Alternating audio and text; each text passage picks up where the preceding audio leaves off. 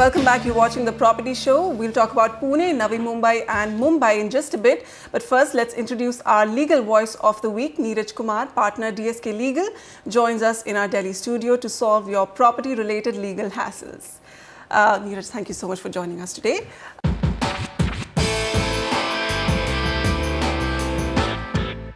We have our first caller on the line, A. D'Souza. Hi, sir. What's your question for us? Yeah, good afternoon to you. And I read your, I'm watching your program with interest. I have a query, it's like this. I booked a flat under construction, and during the construction, I have informed the builder that I'm looking for some alteration in the flat. Alteration means the reduced work. I mean, like one wall, a partition wall, I didn't want to put it. And one of the toilets, again, I didn't want to put it. There are 3 toilets already there. Okay. So now the question is, the complex is completed. Now I'm getting the key, and when I made the final payment, I thought the builder would automatically give me a reduction or adjust the cost in my final payment, for which he has not used the material, not used the labor for all this alteration which I have done it. He must have saved a lot of money. I thought the reputed builder will do that automatically without asking in my final payment. They will give this automatic refund, which has not been done. Is it that the builder may say that, okay, you have asked me, I have told him well in advance when I informed him to do this alteration, okay. The floor was empty. You see? All right. Now, he could have very well, he has not purchased this material for my flat, additional partition blocks, the toilet material. So you're basically seeking a refund for the reduced amount of work, right? For the refund of the reduced amount of the work, will the builder have to automatically give or get paid for that? Okay, so let's get a view from Neeraj on this. He made changes in his flat, almost helped his builder by reducing his workload. He's now expecting a refund for that reduced amount of work. What are his options?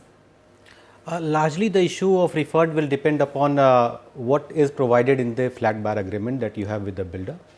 In case you have a clause which talks about a specific customization of the flat to be done as per your requirement, and there is a provision for refund or an excess payment, whatever the case may be, then you will be governed by that.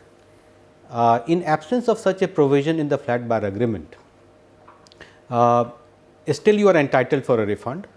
But what the problem here would be that the builder may argue that my savings on account of A, B, C, that is what you said, and the material that is saved and the labor cost that is saved. So as a matter of bargaining tactics, he may just say that you please take the material that I saved, and I will pay you a paltry sum on account of savings that I have made on account of labor payment. And this is precisely what I perceive is he doing with you. Well, the option is that you negotiate hard on this. You are definitely entitled for a refund. What amount and what model, what method and what model, that will depend upon your negotiation skills. So for all our other viewers who are planning to maybe customize their own flat once they book it, so this is a big lesson, that to make sure that such a clause is included in the builder by agreement. Definitely. To protect yourself from such future negotiations. Sure. All right, next we have an email by Sandeep. He writes, he invested in an individual house. Builder says that the plot now comes under the EWS category, which is the economically weaker sections category. He is now being denied loans by banks. His income, interestingly, is not in the EWS bracket. He wants to know what are the legal implications for owning such a house. He doesn't have an EWS income but owns a EWS property. Technically, he cannot own a plot with earmarked for EWS. But we all know such plots land in the broker network. Yeah, I am surprised how the developer directly is actually offering it. It is not disclosed what location he is talking about. The EWS laws are pretty well evolved in the state of Haryana, where all the EWS plots get goes to the housing board, which further auction it on a first come first served basis. So, but in no event, and that is across the length and breadth of the country, an EWS plot can be owned by non-EWS person. So I think bank has validly not allowed any loan on that, and at times you do come across, as she just pointed out, that people do get offers of owning an EWS plot by non-EWS person. all that transaction which is structured around a power of attorney or some possession letter being offered, etc., all these are basically extra legal. It doesn't have much of a legal tenacity, and despite you having possession of that plot and the house made on it, never ever your title will be perfect on such a plot. So the idea should be to avoid such bargains unless until, I mean, it's such a lucrative bargain for you that you can still go ahead with it. Sandeep, I know it's an attractive proposition. Many a times these house EWS schemes come in prime locations like Gurgaon or Delhi, and buying an affordable property in these locations sounds tempting. But clearly, as Neeraj pointed out, your title will never be clear, and receiving a bank loan on an EWS property, especially if you're not from that category, will be tough. Next, an email by Murali Mohan. He wants to buy a flat in Vijayawada. His builder is going to construct 6 apartments in one compound, and while striking the deal, the offer was to pay full at one go, and in exchange, the builder was going to waive the car parking and other amenity charges. Right now, construction is only of one block, and the remaining only have pillars. He wants to know, how secured is my payment if I pay before the construction starts? Should you go for the discount or the down payment? Well, Mr. Mohan, I think the issue is more commercial than legal here. Whenever you are investing in an under construction property, there is an inherent risk associated with it. Whether you opt for, there are 2 classical models of choosing your payment plan. One is the down payment plan, the other is construction linked. But in both the events, you are basically taking some kind of risk on the developer's ability to develop the project and complete it. In the construction link, basically you hedge your risk to a certain extent, where you pay as and when you see the building coming up. However, and basically the risk is also connected to the price at which you get the property. So you can evaluate the option. If you have, as per your mail, the developer is pretty reliable and you have seen his work in the past as well. So in case you rely on him, you can make evaluate the discount that you are getting on an upfront payment. In case that makes it a commercially attractive proposition for you, you can go ahead with that. Okay, we have another question, this one by Pavan Arora. He wrote to us saying he booked a flat in 2010 in BPTP Park Arena, Faridabad. He paid 10% of the booking amount in the pre-launch stage. He was allotted a 3 BHK on the 5th floor after he paid the second installment of another 10%. The flat buyer's agreement was executed later, and 85% of the amount till now has been paid to the builder. The flat was due for possession in 2013 September, but in November 2013, the builder changed the allotment to the 16th floor. He had in fact paid extra to get the 5th floor at the time of booking, and the builder is now compelling them to sign the documents for the 16th floor. Neeraj, we've heard about builders changing the layout, changing the look of your apartment. He's completely changed the number of his allotment. What should he do? Yeah, and from the mail I can understand he has paid a premium for it, which is normally what they call PLC, preferential location charges. I am surprised how the builder is basically trying to do this. This is patently illegal, and even if there is a provision in the allotment letter or in the flat buy agreement that you enter with the builder, which talks about his discretion of changing the location, etc. But once you have the flat buy agreement, and where you have identified the unit number and you have agreed on a specific price, you are paying a premium for that particular location, 3 years down the line, I don't think the developer can validly change your location or the floor. And my advice is you can go to the consumer forum seeking redressal of your grievance in case they are still insisting on that they will forcefully change your floor from 5th to 16th. All right, Neeraj, very interesting questions and very interesting answers. Thank you so much for coming again to the show. Welcome. Thank you so much.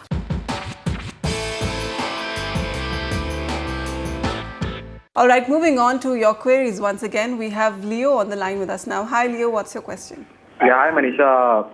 Manisha, my question for you is I'm looking for suggestions for tier 1 developers, those who have good work and good business ethics. I'm looking especially for a apartment in the township that is my hometown, like it's Pune, in coming months. My budget is around 45 to 55 lakhs. And the apartment which I'm looking for, the size is a 2 BHK apartment. So can you recommend me what gonna be the good tier 1 developers whom I can touch base with? Sure. Leo, this is Vasudha helping you out today. Samir, Leo would like to buy an apartment in Pune, 45 to 55 lakhs. So we are going to recommend 3 projects, out of which 2 are at a pre-launch stage, but the developers are highly recommended, so you can go ahead and take that chance. The other thing is that you'll benefit from the low prices that you will have to invest into because of the pre-launch advantage that you will have. We have Undri as a market that we are recommending. It is a fast growing residential market as well.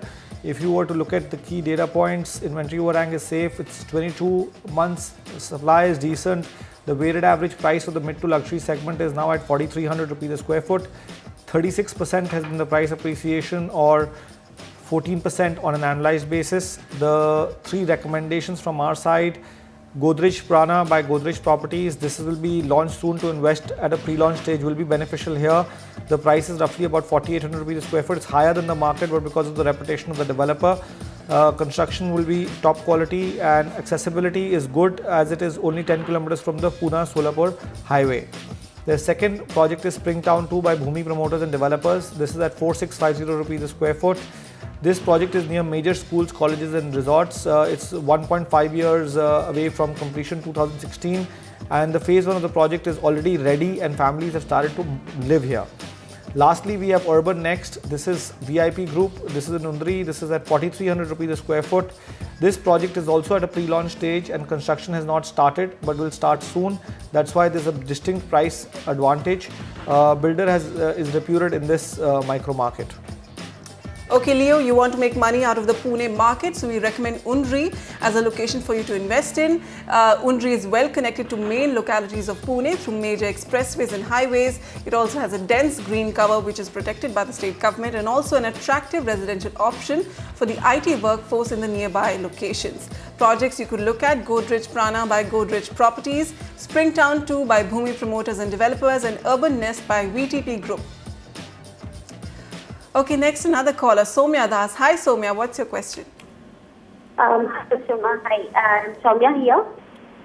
My question is, wanted you to give some suggestions on a 2 BHK property we are looking at in Road Pali.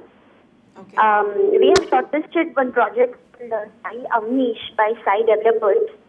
So wanted to know your views on that. And my second question is, reviews about Godrej Properties, which is coming up in Panvel. Okay, so Soumya is looking at Road Pali, Navi Mumbai, the Kalamboli area also has taken a look at Sai Avnish by Sai Developers. This project is actually a good project consisting of 12-storied 4 towers of 2 BHK apartments. Construction is advanced stages and interior work is going on right now. Completion will be next year beginning. Project is approved by all the big banks. It also has completed this developer has completed 2 projects in Kharghar as well. Location is very good. It is near the Sion Panvel highway and Kalamboli railway station, and the physical infrastructure is decent in this location as well. If you look at the key data points, you have 14 months of inventory overhang, which is safe for the mid segment over here.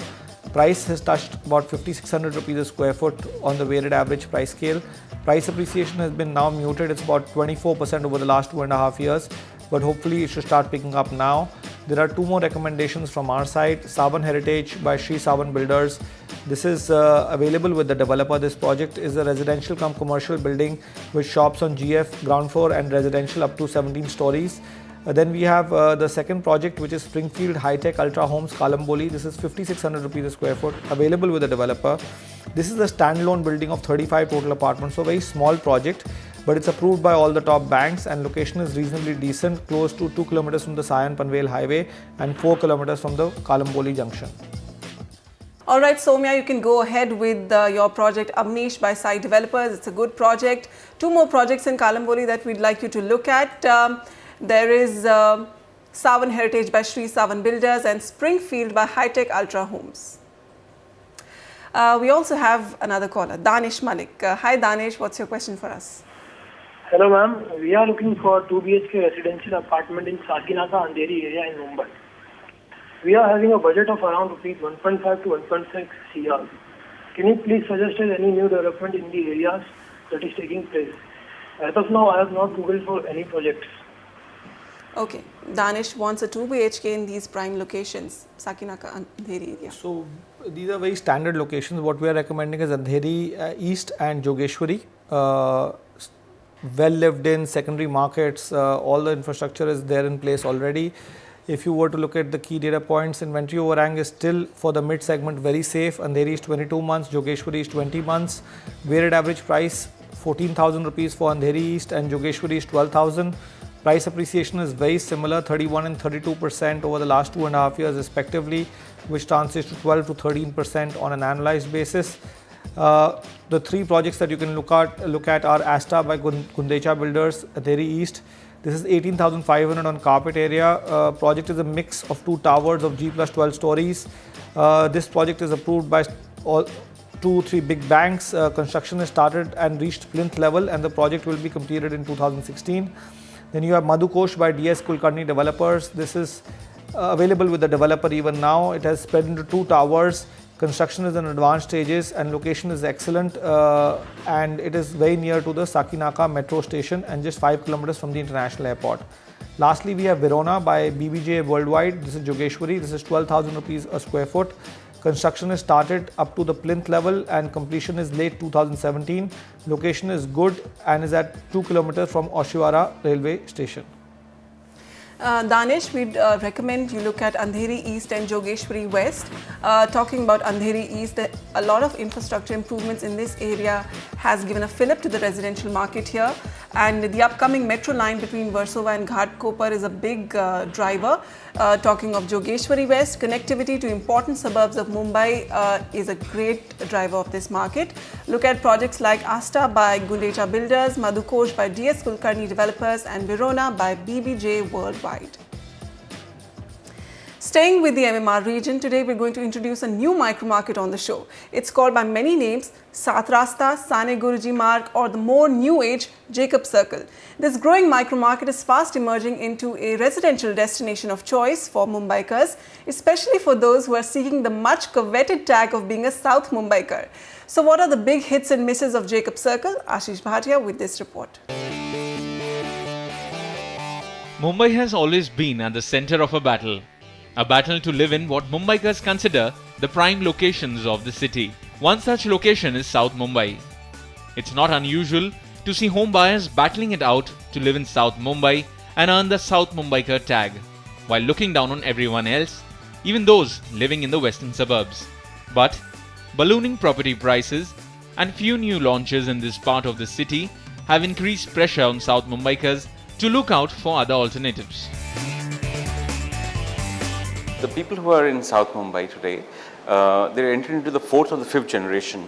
So their family is expanding and people have their offices also now in suburbs. They may have their factories in Thane, in Taloja, in Navi Mumbai and other parts of the western suburbs. So people are looking at Worli, Lower Parel, Jacob Circle and other locations wherever there is a micro market where the builders are constructing new high-rises. Today the average South Mumbaikar starves for open spaces, parking lots and so on, and which in Jacob Circle most of the buildings have fulfilled the criteria. Jacob Circle is fast emerging as an attractive residential location for South Mumbaikars. With its proximity to city landmarks and the rapid transformation it has seen as a result of improved infrastructure. Infrastructure initiatives, whether it's the monorail, whether it's road widening happening there, whether it's the road connectivity to South Mumbai. These are some of the reasons why we have seen drastic price increases, especially in the Jacob Circle micro market. In last 3 years, prices in Jacob Circle have risen steadily and has appreciated over 34% from a weighted price of 30,000 per square feet in second half of 2011 to almost 40,000 per square feet as of second half 2013. As a result, experts say the price differences that Jacob Circle offers in comparison to other alternatives in South Mumbai has attracted the interest of investors to the market. Price arbitrage, like in comparison to 70,000, 80,000 or 1 lakh rupees price bracket, property in this bracket is in the 30,000 rupees. So in that sense, instead of buying a small house in the South Mumbai, one can buy a larger house in these sections. Older choice people are giving way to a newer demographic which is taking place. So going forward, you may see this will transform like the way the Shikaku got transformed. But that transformation will take time, and that is one of the reasons why Jacob Circle loses out to other micro markets like Worli. The number of under construction projects is very limited, and so are new launches. Out of 750 units, the availability is 164, with an inventory overhang of 24 units from just the 3 odd developers. Clearly, Jacob Circle has what it takes to be the next in demand residential area of Mumbai. Experts believe that the property prices here will continue to rise and will not go down below the 30,000 mark. However, there's one problem for Jacob Circle, and that is its low supply. Experts believe for conditions to improve, a larger supply with a wider range of products needs to come in the offing.